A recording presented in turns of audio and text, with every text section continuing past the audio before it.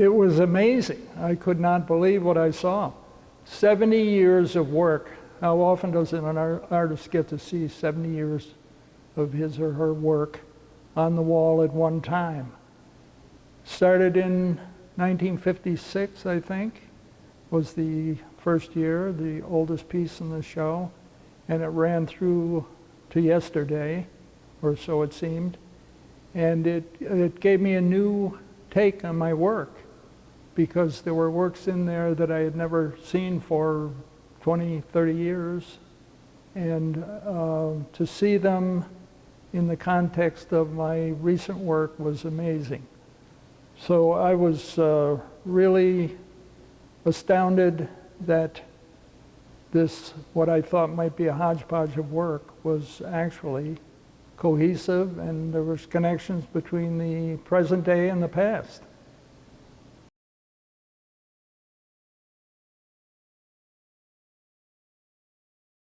They look very nice on this wall, surprisingly.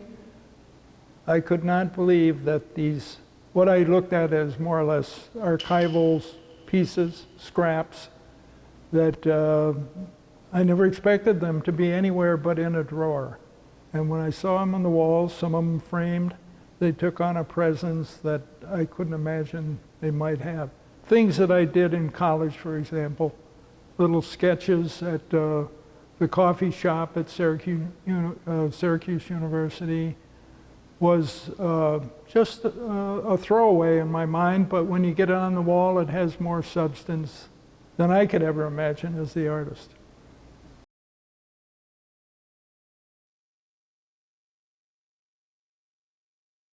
Well, I started out as a very young child doing drawings like any child, and I never stopped. I drew all kinds of things. I remember I would go to my grandfather's house, and he was the man who would tell me what to draw. Because it seemed as a kid, as I grew up, I always had to have somebody giving me a subject, which maybe is what happened later in my art, when I always had to find a subject in other people's art or in pop culture. So my grandfather would say a horse, and then I'd draw a horse. He'd say a car. He'd say a person outside in a field cutting hay. He'd say birds in the trees, and I would do drawings of these. And I had them until maybe the 80s, when a girlfriend of mine thought it was wise to throw out all the scrapbooks that she had in the attic, including my drawings when I was 8, 9, 10. So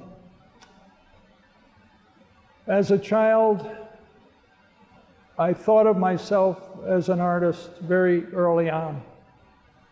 And I continue to think that way right up into my first art influence, who was Norman Rockwell, who came on the Saturday Evening Post cover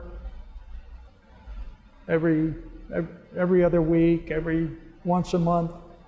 And he was my inspiration in those days, because my parents had no idea what an art museum was, evidently. They never took me to one, although they did have the good sense to send me to art classes.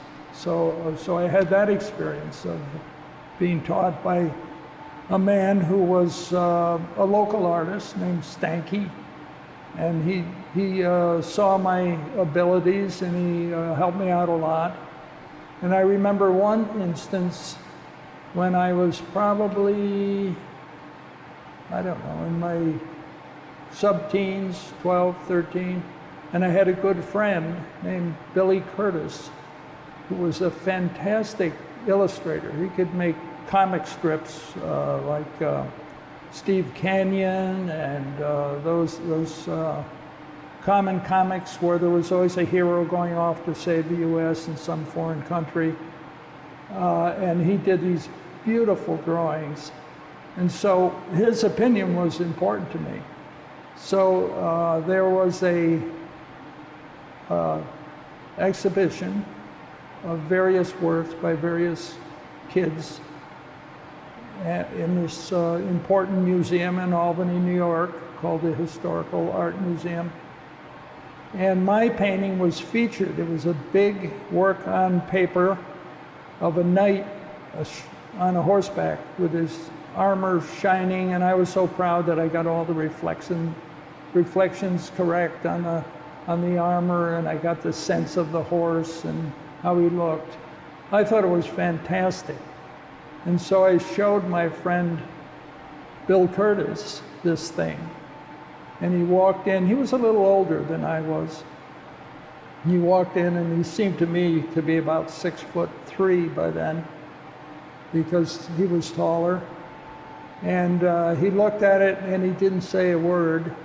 And I knew something might be wrong in his response. It might be negative, I had that feeling. And he backed up a little bit, about 20 feet. And I was a prominent piece in the show, right in the center. You saw it when you walked in the door. And he kept backing up, and he didn't say anything. And he went all the way to the front door and down the few steps to the entry where the glass door was, and said, "It still doesn't look good." And that really deflated my whole artistic being in that 1 minute when he said that. I'll never forget that moment.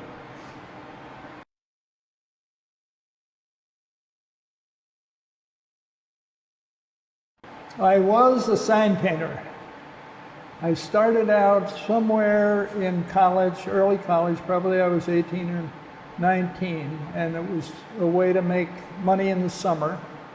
And I learned sign painting from this guy who had a little tiny booth in the Albany Public Market in Albany, New York. And he taught me how to do the letters and so on. And interestingly, he had a hand that wasn't quite right. It was a little deformed, but even with that hand, he was able to do these beautiful letters. And so I worked there in that little booth, and my one masterpiece was my largest work in those days, 24 feet wide, probably 8 feet high, a sign that ran all the way across the front of the Albany Public Market. But I made one error. In public, I left out the L, and it stayed up for a couple days before somebody noticed that the L was missing in public. And luckily, I think most people didn't know the word that resulted from leaving out the L. But it was a huge embarrassment to me because the Italian owner of the store came in, and he knew what the word meant, clearly. And he chewed me out thoroughly for not putting all the letters in a simple word like public. So I went on to do sign painting for a while. Eventually, thinking of it, because I was doing it every day, so eventually I thought of it as an art form. You know, I started thinking of the letters as things that were possibly something could be thought of as one element in a painting. So I went on in that vein right up until conceptualism came in. I don't know, when it was 80s or so, 70s, late 70s. And I said, well, I'm doing these letters every day. Why don't I make these letters the subject of my art? And so at that point, I did a raft of words that usually made no sense, nonsense words of some kind, and just stroked out the letters, just like I would as a sign painter, and sometimes underlined them so they became an interesting graphic statement. And they were simply letters sitting on the page saying nothing. And then from there, I amplified it. I started in my incessant desires to be painterly. I added paint, and pretty soon the letters took on a more painterly look. They weren't so stark and conceptual. In fact, one of those early works is right behind us. Then, like a madman, I laid about. So that one had some sense to it, but you can see it's just a straightforward lettering job presented as art. And of course, there were models for this from many years back, from the 20s especially. The Russian constructivists did gorgeous posters. Rodchenko, Elizitsky, a guy who was lesser known, Stenberg, the Stenberg brothers. They did works of art that should be on the level with Van Gogh and Manet. They are so beautiful. And they incorporate letters, geometric shapes, figures. There's one poster for a movie by the Stenberg brothers that shows a foreshortened figure, a dancing figure, letters, geometric shapes, and somehow he makes all the space work perfectly, beautifully. And so that was a validation of what I was doing with the letters, and then I would combine it with my painterly strokes that I would normally do if I was doing any kind of painting. So they became important and carried over into lots of different kinds of works. I might have a full figurative work, which would have like a floating caption that would wind through the composition. So it was a great source, a rich source of my artistic interest and compositional changes that came about. Letters more or less haunted me, I think, throughout the years from the late 70s until this very day.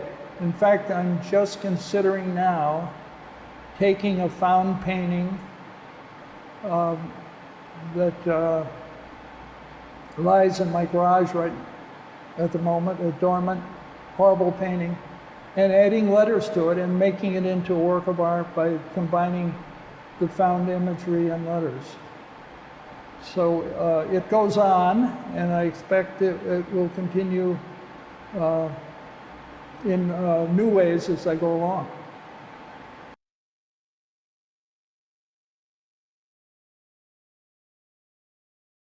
Well, very early on, because I was doing, every Christmas, for example, I was doing a nativity for my mother.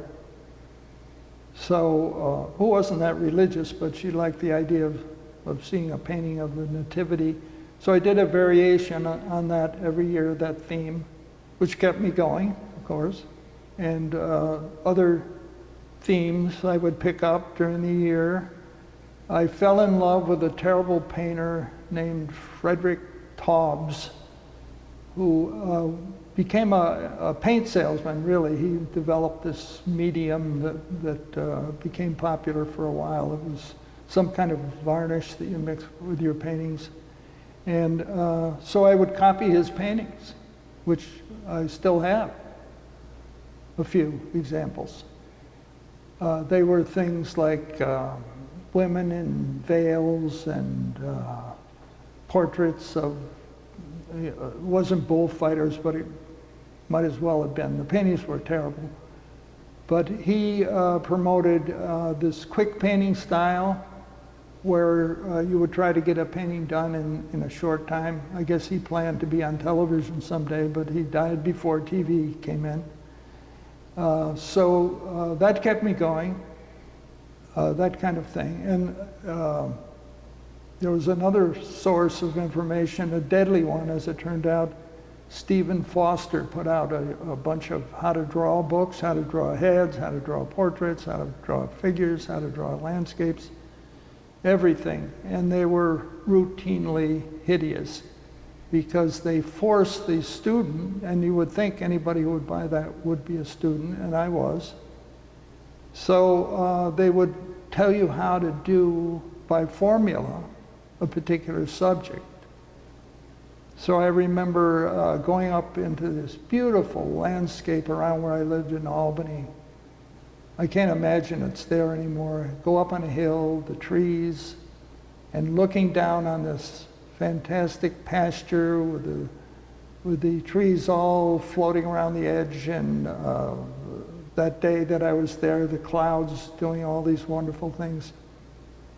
And I sat down and I drew this inspiring sight following Walter Foster's technique, which was using the pencil like a little chisel point and making these little square shapes.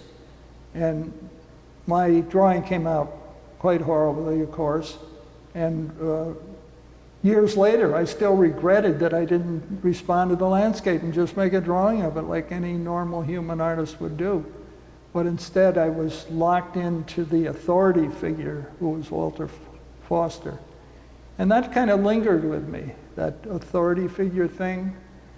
I remember in the 70s looking at Art Form magazine and thinking these were the ideal paintings that I should emulate or strive for in some way. So the abstractionists of that day that were ballyhooed by Art Form, they seemed to be the right way to go toward an idealized abstraction, which I tried to follow. And then luckily, later on, I realized I could subvert that in some way or another and go my own way. But the authority figure hung around for a while, and I think I finally killed them around 1983 when I went from geometry to figures, where I said, I can do anything. There's no stopping me from doing figures. I can do trees, I can do dogs, I can do any kind of subject I like. And as soon as I did that, I killed the authority figure pretty much dead.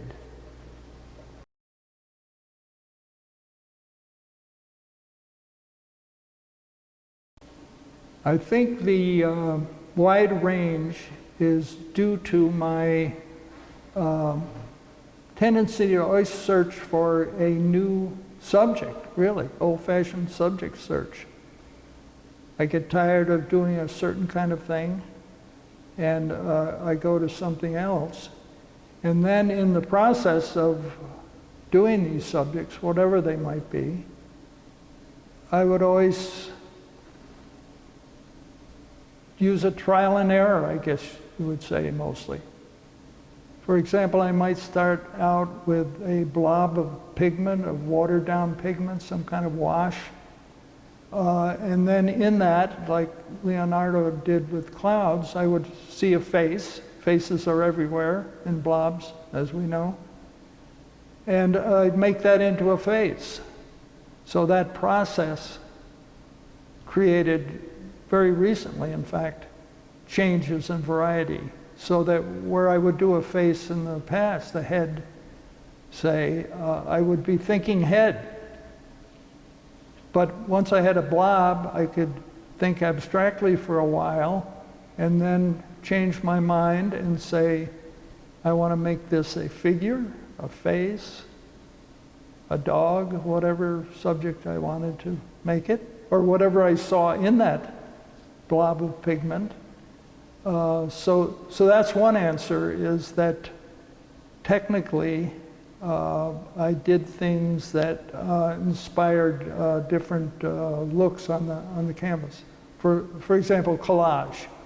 I would work on something and I would screw it up really badly. I'd have a bunch of strokes or some kind of clogged area that just didn't work in any sense.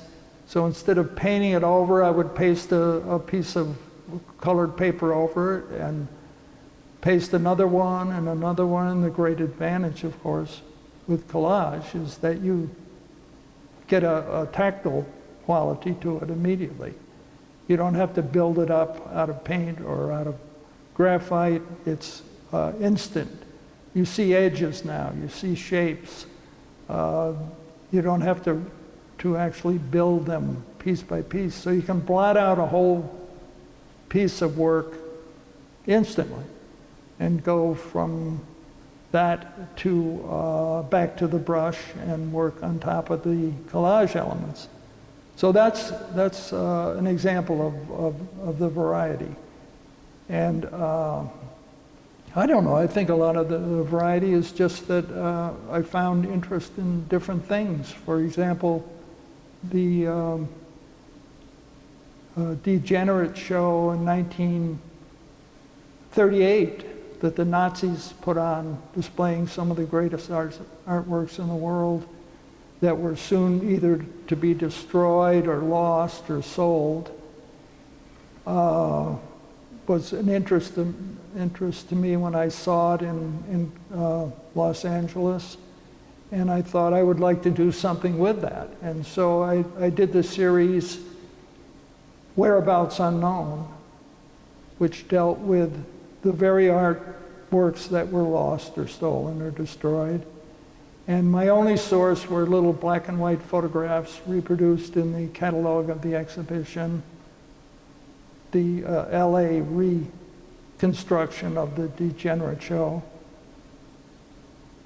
And from these little things, the Nazis were helpful in that way. They documented everything. Luckily for art history, really, because a lot of these artworks would not be known at all in any way if they hadn't documented them. So, for example, I saw this 10-foot painting by Max Beckmann. Beautiful painting, which is a real tragedy that it's lost. Probably destroyed because it never went to auction as far as we know. And so I did that again in a number of guises, different media, different approaches, all smaller than that 10-foot. I never had the guts to do the whole thing. And I did a portrait by Max Pechstein, who's behind me on the wall. And that painting was another masterpiece. It was originally an oil painting that was done in kind of an angular style, and I treated it more painterly and built up the surfaces, as you can see. So what I was doing was changing the paintings enough to make them my own, using it as a source material like I did with so many other things. You know, I was always using other people's art, comic art of various kinds. For example, Rube Goldberg was a source material for a long series of paintings. He was a comic book artist who invented, in quotes, the word invented, machines that would do simple contemporary tasks in a most absurd way. If you look in the dictionary, you'll see Rube Goldberg as a definition of an absurd action. So he might have, say, to put a cigar ash out in an ashtray, he might have two lovebirds that would jump onto a post, which would lift something up, which then would set off another chain reaction. So it was like a series of events done by totally arbitrary things that would result finally in sending the cigar ashes off into space on a rocket ship. So sources like that cause the works to look quite differently.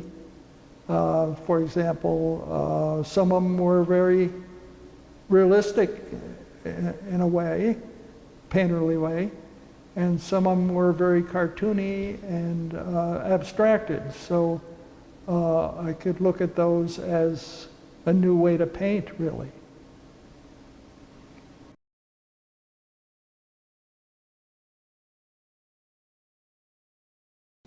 Well, it took up all my time. That's the main impact it had, because I was the curator of the major installations, plus the curator for the crafts projects and the smaller artworks. So I was pretty busy during the summer, totally. And then in the winter, when I should have had time to do art, I was busy planning the next season, contacting artists and finding out who could make it and what kind of demands they might have in terms of material and site and things like that. So really the impact mainly was that I didn't get much artwork done. So that was the disturbing part of it. It led to great things though. I brought in some artists that for the first time did works that they had never done before. For example, Vito Acconci, the late Vito Acconci, says that the art park piece that he did in 1983 was the first time he moved from works that were more filmic or based on videos or actions in space, like going around Europe with a big model of his penis, things like that. This is the first time at Art Park he did this large sculptural installation, which changed his whole idea of art, really. He became interested in architecture because of it. It was an underground piece that was basically an upside-down house. And it had sliding panels on the top so you could go down into it. And from there he became really an architectural sculptor, doing sculptures for architects, I should say. So Art Park changed his trajectory entirely. And then Beam Drop by the late Chris Burton was an important work for him in that it was the first time he had a chance to do a large-scale piece where he could use accidental methods. And so what he did there was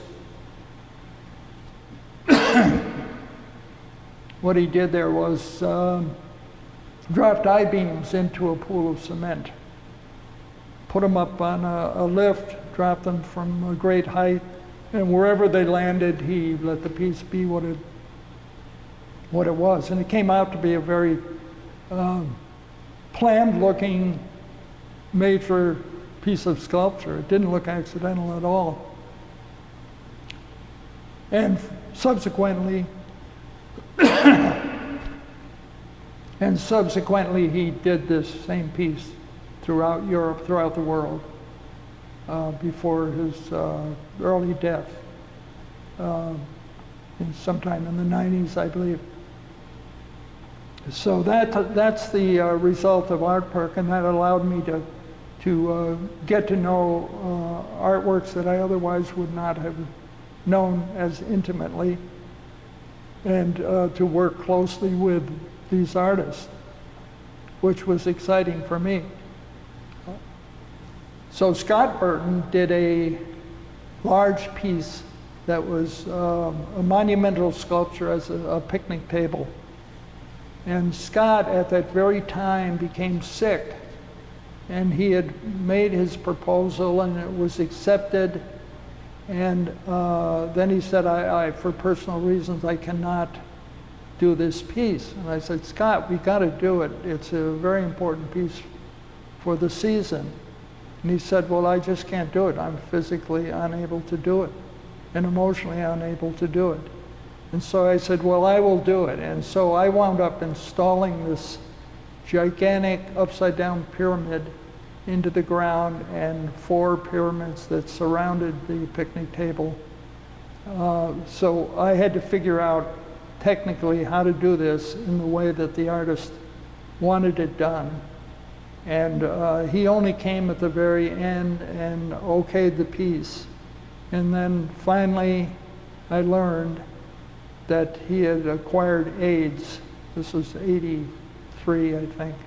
He had acquired AIDS, and he was to live only a few years after that. But that was an important point for me, because I did manage to get that beautiful work, which I think is still there, in the ground properly as he wanted, with no hidden supports of any kind, just gigantic pyramids, or pushed in the ground like some big thumb came out of the sky and pushed them down, and there they sit. They're not tipping, they're not sinking, so it was a good solution.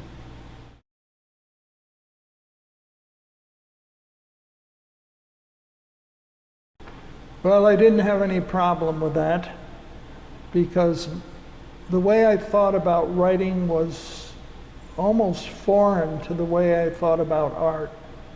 So I didn't apply my reviewing skills to my own painting. In other words, I didn't become my own art critic. I never sat in front of a painting and looked at it as I might someone else's art. I was too involved with some cockamamie process, or some change in idea, or some repainting that I felt necessary. So it was never a straight line project doing the art, as it had to be when you were doing a review. When I did a review, I brought in my logical brain, or what's left of it, and I try to apply objective standards to a work that I usually hadn't seen before. So it was a different kind of thinking. So there was a wall between that kind of thinking, the reviewer's kind of thinking, and assessing and judging and making decisions about where this art might or might not fit in the flow of art history. And then on the other side of the wall was my art thinking, which was much more intuitive, purposely not logical, would fight against itself a lot of times, would be trial and error, would be repainting, rethinking, always changing. I don't think any artwork I've ever done was static, where I thought, okay, I need a little more blue over here, I need a line over here, I should take this figure's arm and turn it in a different direction. I must have thought those things as I made an art piece, but I don't think of those as the major process. I did make those decisions, obviously, because I always had that desire to make the perfect piece that fit together, all the parts fit together. The whole thing was like Cezanne, you know, the pieces fit and made an organic whole. So that was my desire. So I must have said to myself, like an art critic, momentarily, this painting would be very good if I added an apple in the lower left. But then from there, the apple might have been transformed into any other thing. A skull's head, a pineapple, a tree limb. So even when I did use my art reviewing skills in a painting, it didn't last long. It was pretty soon, it was obviated by some other thing, process, thinking, changing. Many times I would start a painting with a certain subject, and the next thing I knew, I had blocked it out and changed the entire subject, and the painting got much better for it. So that's the kind of thing that, to me, made the painting go in the right direction, when I took advantage of my failure to apply logical things. That's one of the great weaknesses of many artists. They apply their knowledge too fastidiously, and the work looks labored and has no spontaneity.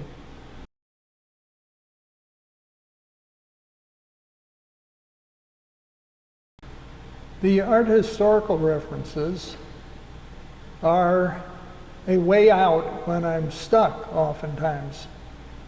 I'm casting about to find something to paint, and I might come upon a reproduction of a painting that I like. I remember so many, Latour did a beautiful painting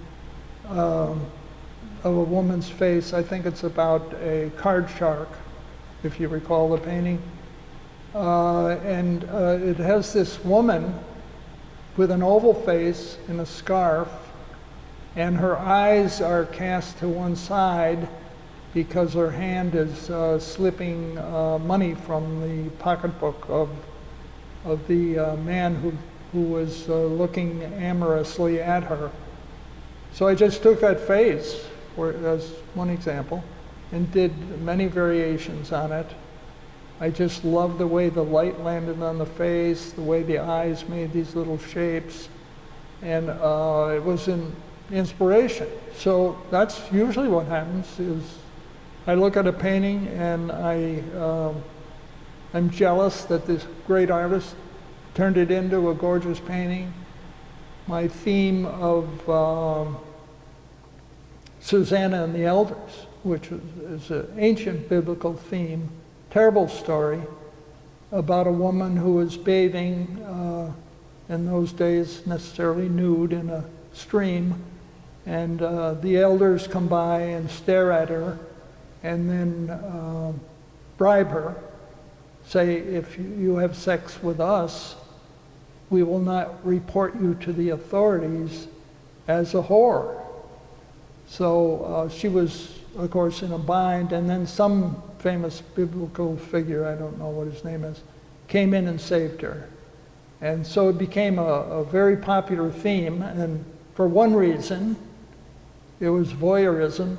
That's not a theme you could usually sanctify in art paintings, and until that theme was brought up by many great artists.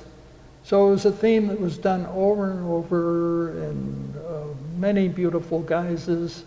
And if you look it up, you'll see that right up till the present day, artists were doing Susanna and the Elders. And so I did a number of these, but Susanna was more of a willing participant in most of mine, unlike the famous paintings where she's shying away or holding a drape up so that they can't see her naked body.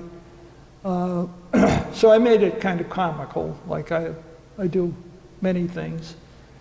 So Susanna became far from the biblical character that's depicted in the standard famous things. So the references were many and always, I think, varied sufficiently to leave their original source and become my own work. I did modernist people like Roy Lichtenstein, who, as you know, did the famous Ben-Day dots, a printing technique that he turned into a artistic conceit. Beautiful structured paintings, from his comic books to his later architectural interiors. It was always finely organized painting. And he stole from everyone, as we know.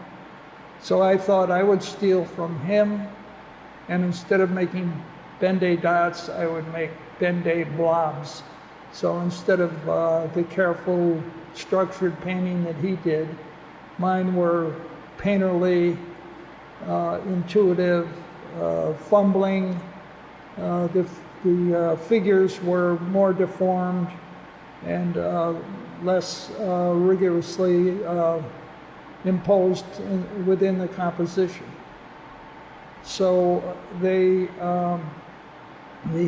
art historical references could be from anywhere. I did a whole series on Posada, the Mexican graphic artist. And then, of course, I did common themes, that aren't really art history themes, but commercial art themes of various kinds. For example, there was, when I was growing up, an early form of pornography, which was called the Tijuana Bibles, and these were maybe 4 inches by 10 inches so that they could slip in your back pocket. I remember in grade school, everyone had one. And they were comic book drawings of famous figures of the day, like Mussolini and his nurse. And they were 8 pages. Sometimes they were called 8-pagers. In 8 pages, the sex act had to be performed.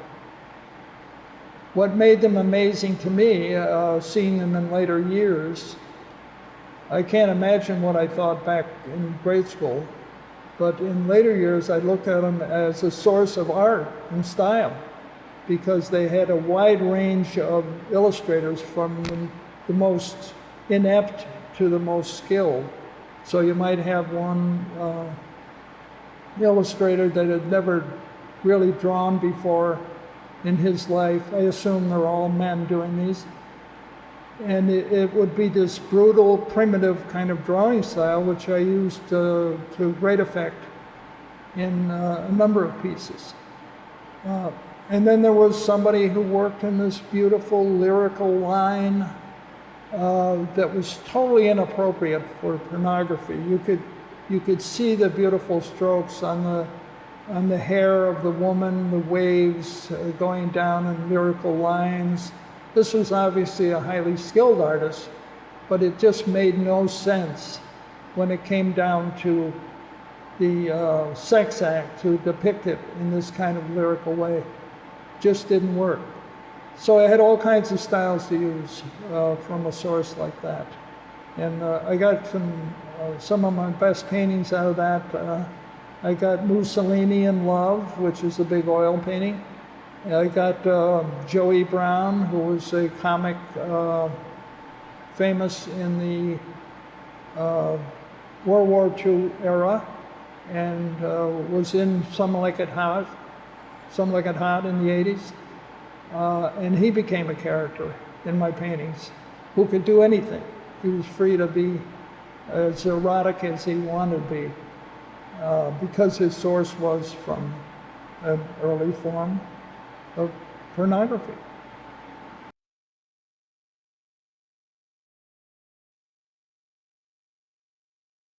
Well, perhaps I consider it differently. The male gaze was a phrase that came up in recent times.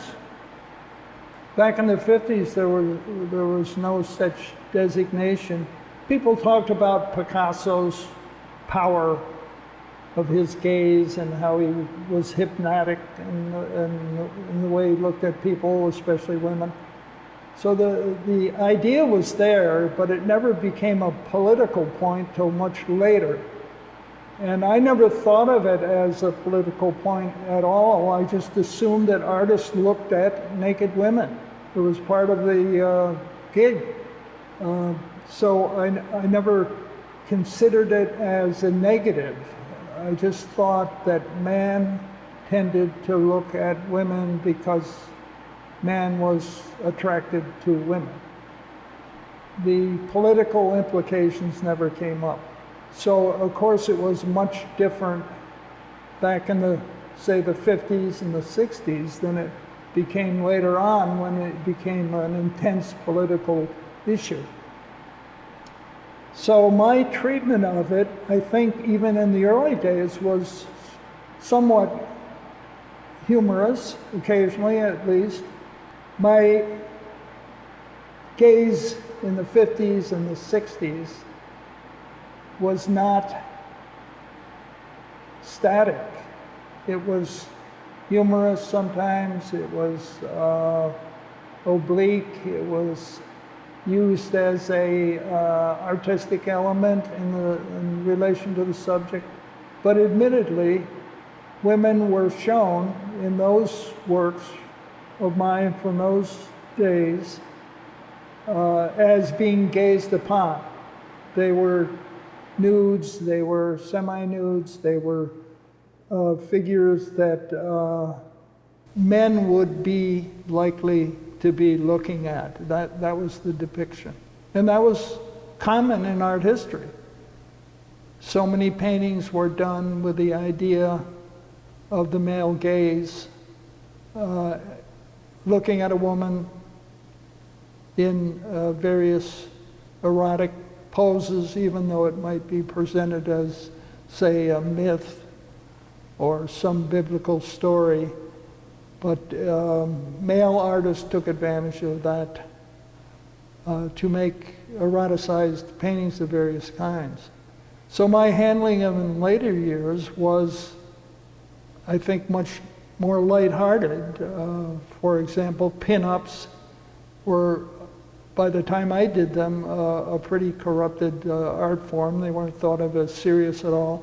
So I used pin-ups as a way to make an artwork where it was referring to a past time when pin-ups were taken more seriously than they were in later years. So later on, I treated the theme of the male gaze in a more literal way. Sometimes the eyes of the men actually had eye beams radiating out in a pattern toward the woman, and the gaze was then kind of an idiotic thing because the men all looked like idiots. They were staring out, and their sense of composure was completely lost in the face of this woman. So in those paintings, the women became the power dynamic, and the men were pushed into a secondary role as voyeurs and gazers.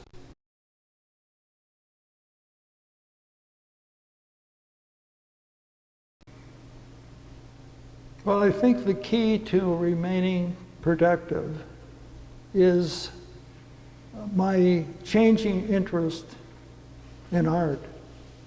For example, all during college, I was invested in the German Expressionists and artists of that sort, the Fauves.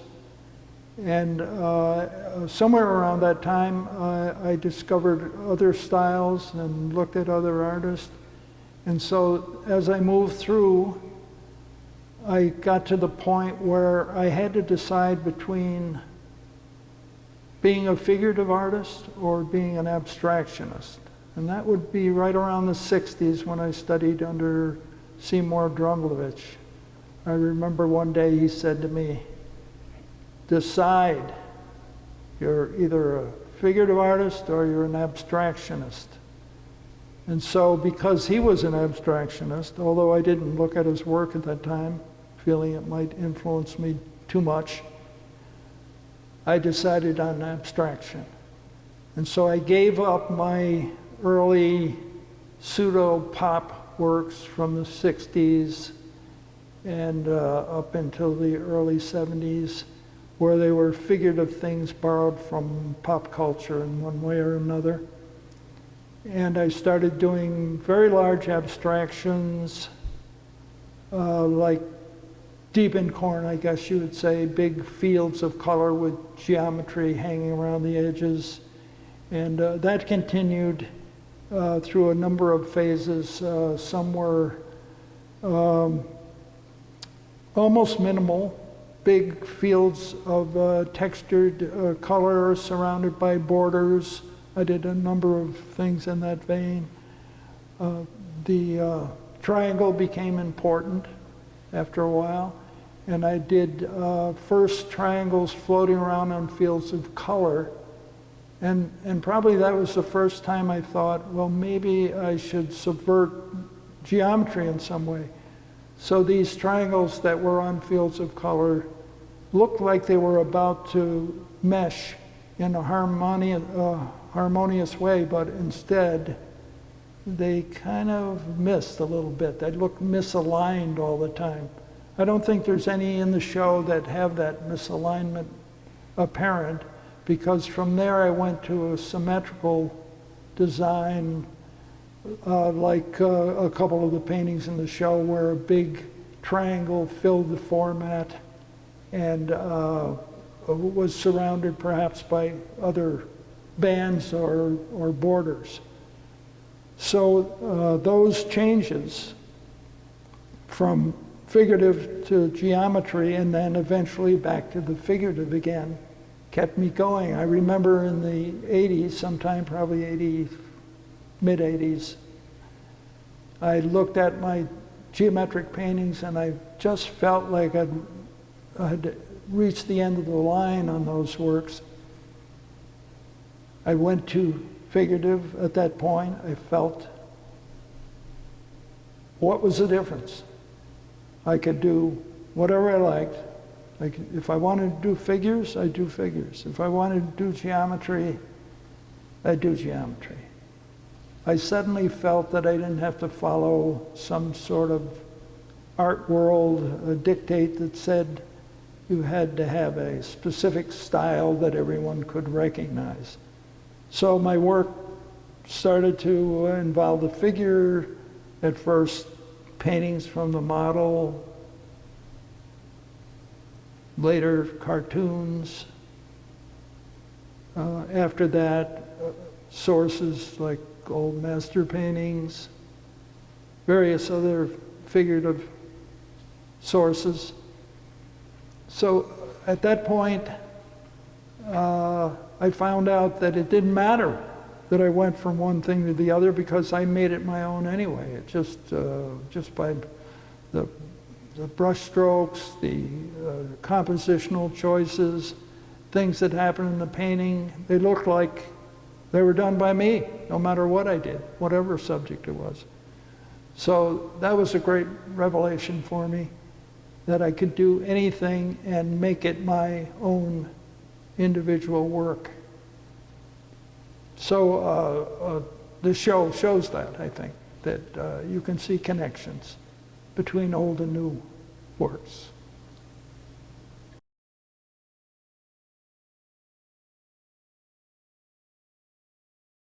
I certainly do. This is a revelation to see all these works together. And I'm amazed on how they interact with one another. This is something you can't imagine when you have your stuff stored around the studio and in racks, in shelves and drawers and so on.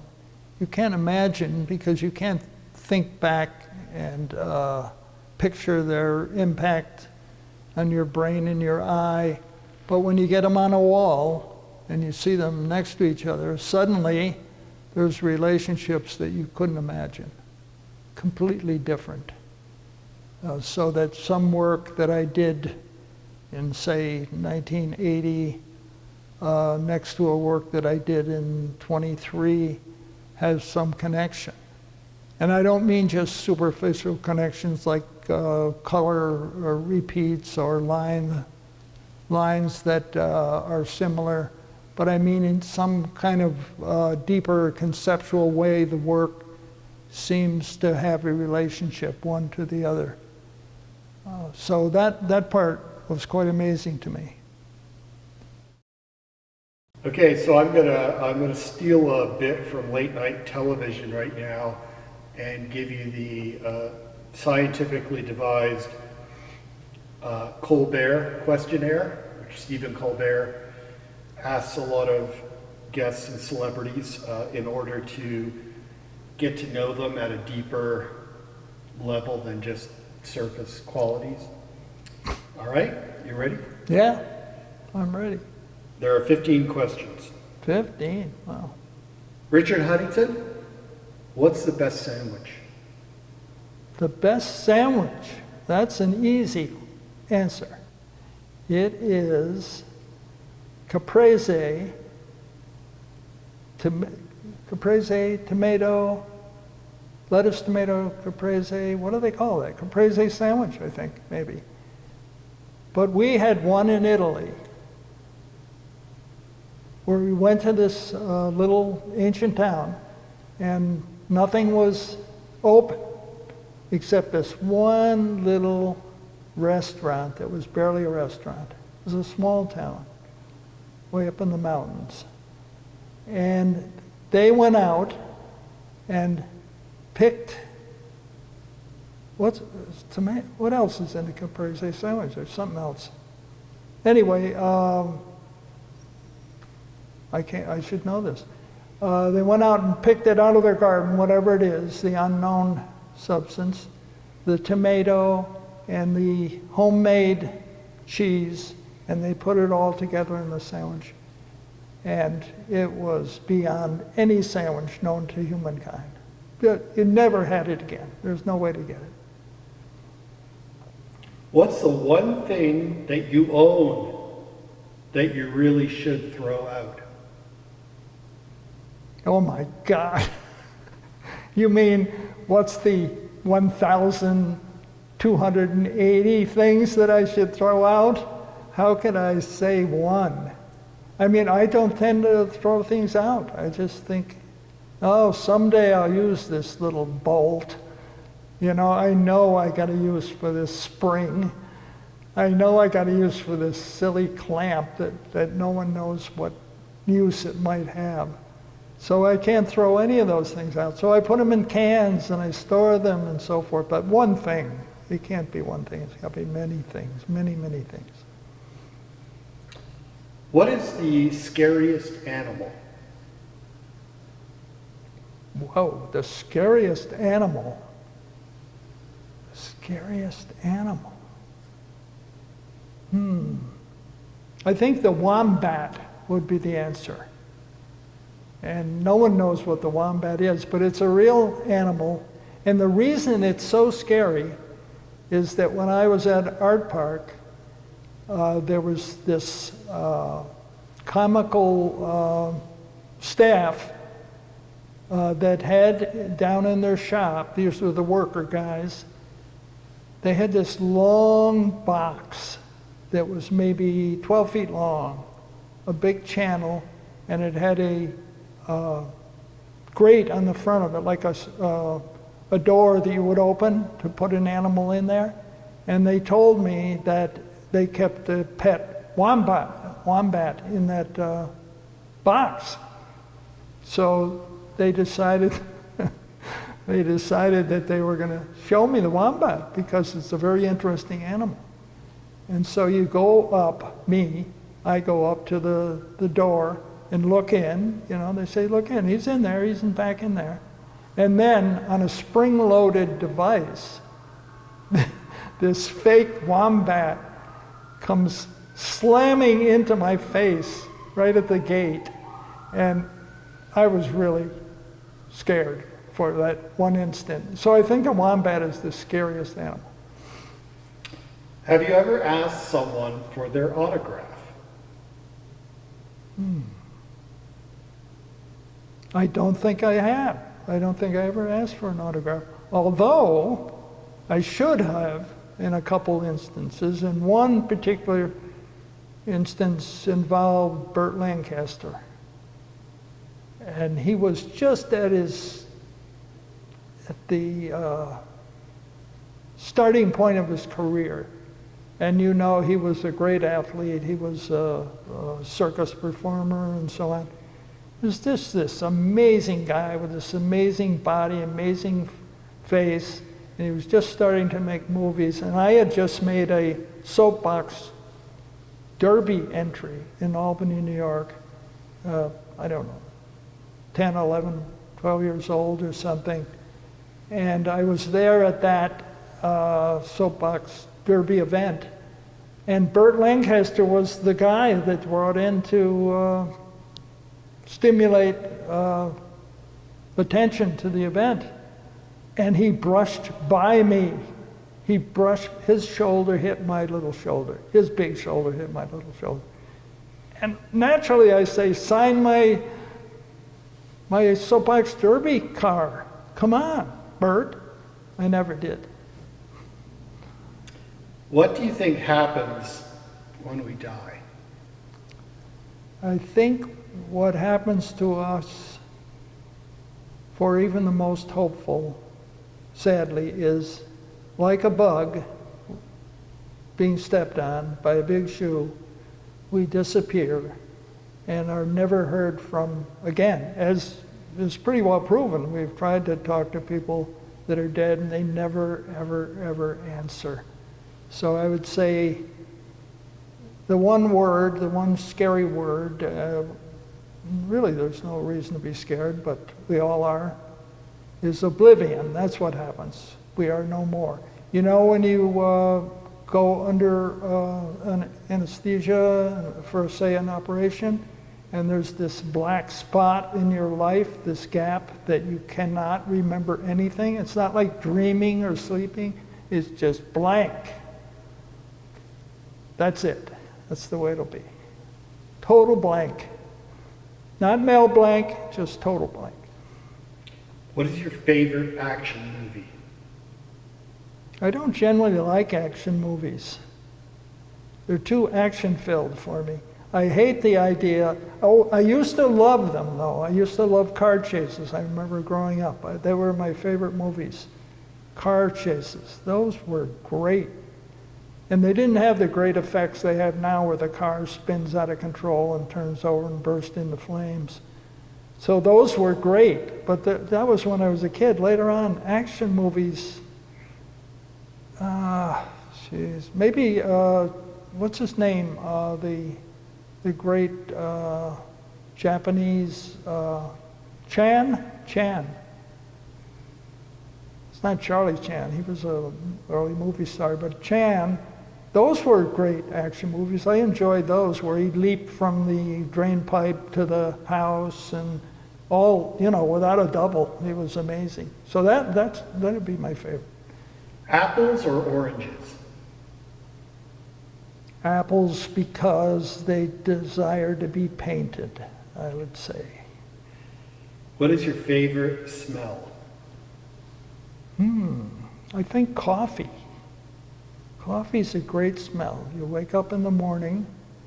It used to be, before we were informed of the better taste that drip coffee made, that we used to percolate our coffee. You probably don't even remember that, people that are that, that were born in the 20th century. Don't even remember the percolation. But the percolation was terrible tasting coffee, but what a great smell, because it percolated up into the top of the thing and the aroma just came out, filled the whole kitchen. What is your least favorite smell? Least favorite smell. Maybe sour milk. I don't like that very much. There's a lot of, I know what my favorite bad smell is. It happened in the 80s. Is that the name of a movie? It happened in the 80s. My least favorite smell is an ashtray with a recently butted cigarette in it. That is so horrible. And then on the breath of the woman who butted the cigarette. Those are the worst, absolutely the worst. Exercise, worth it? Oh yeah, very worth it. Because it makes you think better about yourself and it makes you feel better, generally. It makes you feel better. You're stronger. For example, my walking isn't so good anymore, so the strength in my arms by exercise is very helpful because I can push myself out of a chair more readily. So yeah, if I could do it more, it'd be better. Flat or sparkling? Flat or sparkling? Water? No, sparkling. Yeah, we call it, in Spanish we call it, what do we call it? Not sparkling, we don't use the word sparkling. With gas, I can't think of the word that we use in Mexico for it, but we always use a Spanish word for. That's strange. I can't think of it. I love it though. I love the sparkling water in Mexico. What is the most used app on your phone? Oh God. Well, I just got an iPhone watch, an Apple Watch, so I use apps more on that than I do on my computer. For example, paranoia about heart rate is good. So you look at your heart rate every day to see if you're still alive, as though you needed to be told that you were indeed living. So yeah, that's probably my most commonly used app nowadays. You get one song to listen to for the rest of your life. What is it? God. Colbert is evil, definitely evil. That's so terrible. What a question. One song.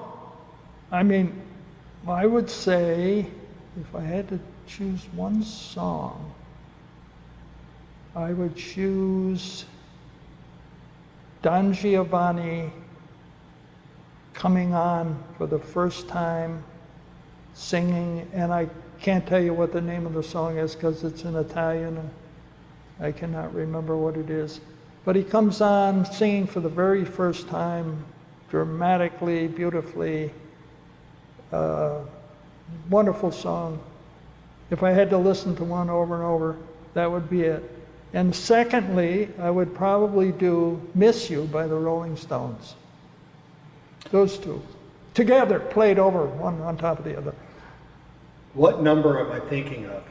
12, obviously. No. A final question.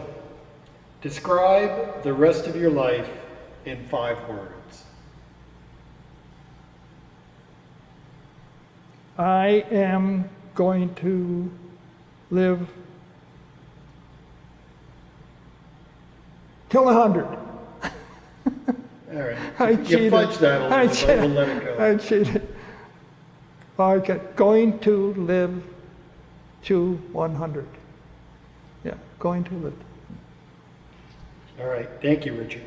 That was a great ending.